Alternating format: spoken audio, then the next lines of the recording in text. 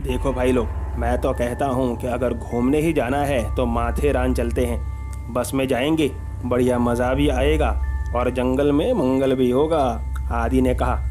इस पर सोनम ने कहा, हाँ बिल्कुल सही कहा भाई, हिल स्टेशन जाना ही अच्छा रहेगा। हम सभी दोस्तों ने मिलकर माथेरान जाने का प्लान बना लिया। रात को बस स्टैंड पहुंचकर सभी लोग इकट्ठा हुए और वहीं से हमारा वो खौफनाक सफ़र शुरू हुआ। वो कहते हैं ना, मैन प्रपोजिस गॉड डिस्पोजिस। वैसे ही हमें क्या पता था ये बस का सफ़र इतना खतरनाक होगा।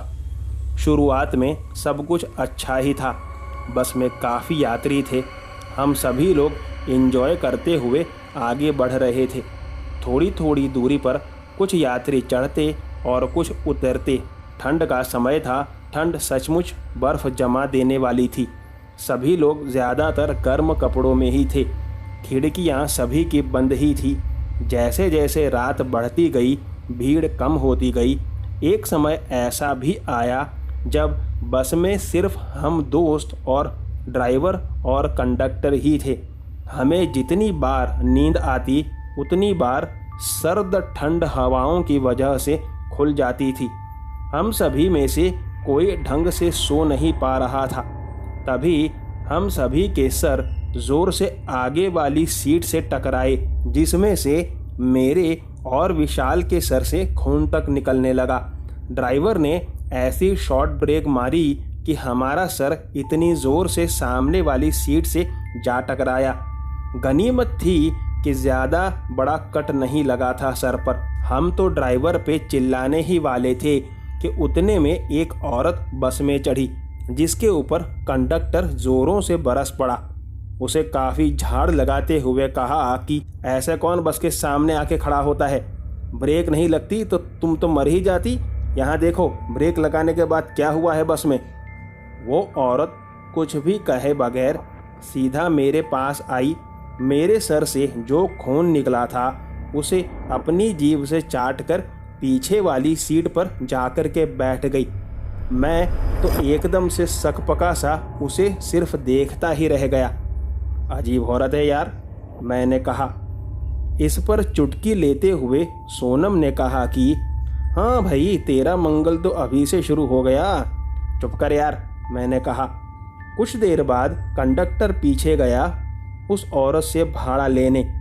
तब वो ज़ोर से चिल्लाया, नहीं, और वो नीचे गिर गया।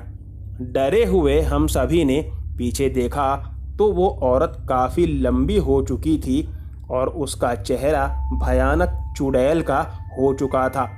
उसने कंडक्टर का पांव पकड़ा और उसे पीछे घसीटने लगी कि अचानक वो चुड़ैल खुद ही चिल्लाकर वहाँ से गायब हो गई। हम सब तो ये सब देखकर एकदम सहम गए थे। हमें कुछ समझ नहीं आ रहा था कि आखिर ये सब हो क्या रहा है। दरअसल ड्राइवर उस औरत के हाव भाव से समझ गया था कि वो औरत कोई साधारण औरत नहीं है, बल्कि कोई चुड़ैल या पिशाचिनी है।